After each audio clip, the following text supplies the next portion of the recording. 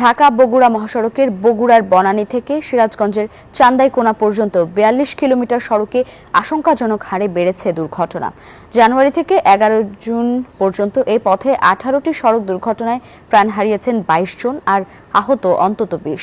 বেপরোয়া গতিতে যান চলাচল, ট্রাফিক আইন ভঙ্গ আর অসচেতনতার কারণেই ঘটছে এসব দুর্ঘটনা রোধে নানা উদ্যোগের কথা জানিয়েছে হাইওয়ে পুলিশ। আব্দুস সালাম বাবুর তথ্য ছবিতে ডেস্ক রিপোর্ট। ঢাকা বগুড়া মহাসড়কের বগুড়ার বনানী থেকে সিরাজগঞ্জের চান্দাইকোনা মহাসড়ক যেন মরণ ফাঁদে পরিণত হয়েছে।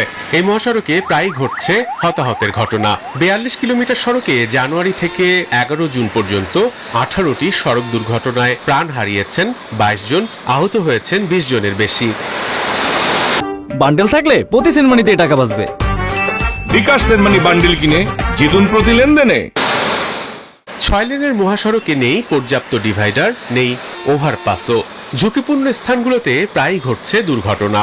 অনেক এলাকায় ফুট ওভারব্রিজ থাকলেও ব্যবহার করছেন না পথচারীরা। দুর্ঘটনা রোধে সচেতনতা বৃদ্ধি সহ প্রশাসনের সহায়তা চাইছে সচেতন মহল। উভয়ের সচেতন হওয়া দরকার আছে, কিন্তু স্থানীয় প্রশাসনের এখানে একটু নজর রাখার দরকার আছে। দুর্ঘটনার রোধ করতে গেলে আমাদের এখানে হয় ওভারব্রিজ, নাহলে ব্রিজের দরকার।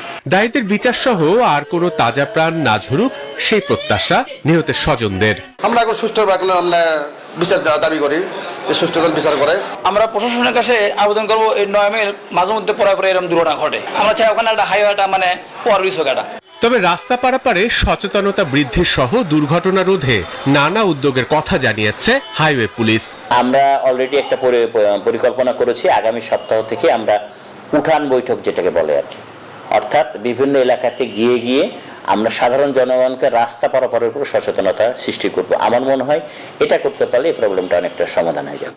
সড়ক দুর্ঘটনা রোধে শুধু আইন নয়, আইনের কঠোর প্রয়োগ চায় সচেতন মহল। Desk report, news 24।